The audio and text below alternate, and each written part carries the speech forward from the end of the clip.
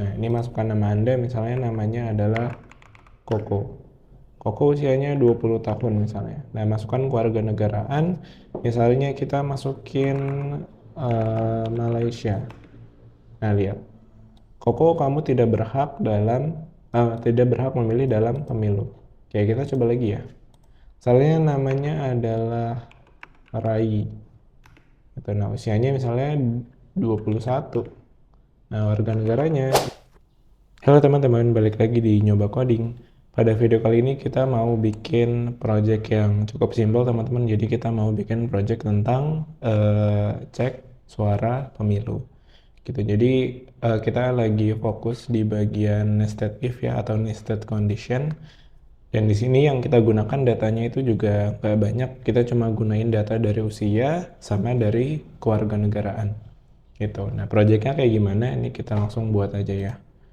Kita buat di sini new Python file cek suara pemilu. Oke, nah kalau udah kita bikin title-nya seperti biasa ya. Print program mengecek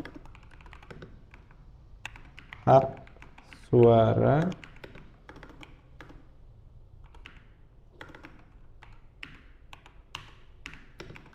pemilu.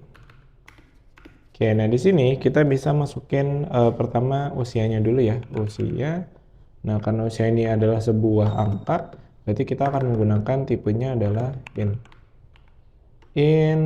input. Nah, lalu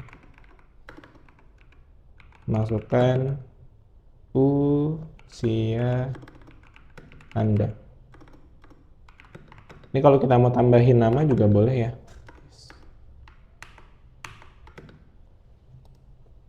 Keyboardnya rada susah guys. Ini nama sama dengan input.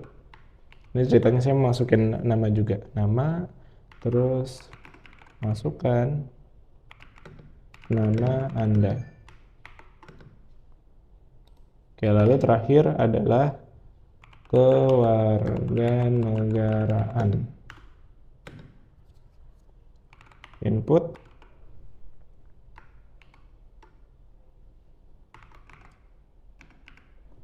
Masukkan kewarganegaraan. Gitu. Nah, di bagian enggak deh, nanti aja. Nah, terus kita bikin condition yang pertama yaitu kalau usianya lebih dari 17 atau kurang dari 17. Nah, jadi kita bikinnya if usia lebih dari sama dengan, karena kalau 17 itu dia masih boleh ya, makanya kita gunakan lebih dari sama dengan. Gitu. Kalau misalnya usianya lebih dari sama dengan 17, nah baru di sini ada nested lagi, condition lagi. Gitu. If kewarganegaraan gini dot lower, kita tambahin dot lower ya, jadi apapun nanti yang diinputin, entah dia typo atau dia full uppercase atau dia nanti misalnya mau input Indonesia tapi i nya besar.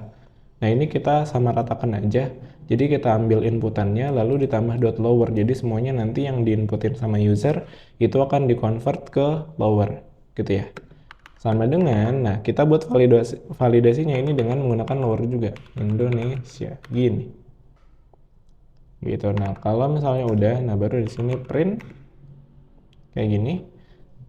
Print kita gunakan string formatting, kita buat namanya dulu. Sini nama, nih.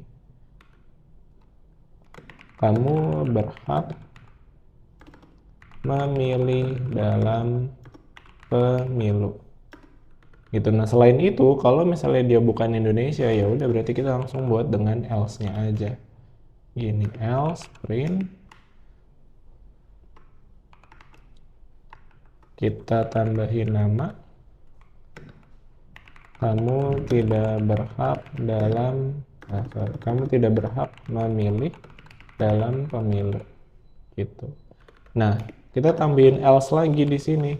Ini untuk apa? Jadi kalau misalnya usianya itu belum cukup dari 17 gitu. Nah, ini kita print. Kita gunakan formatting lagi ya. Sini nama, nah, tapi di sini keterangannya kamu belum cukup umur untuk memilih. Gitu. Nah, kalau misalnya udah, kita coba running ya. Nah, ini masukkan nama Anda, misalnya namanya adalah Koko.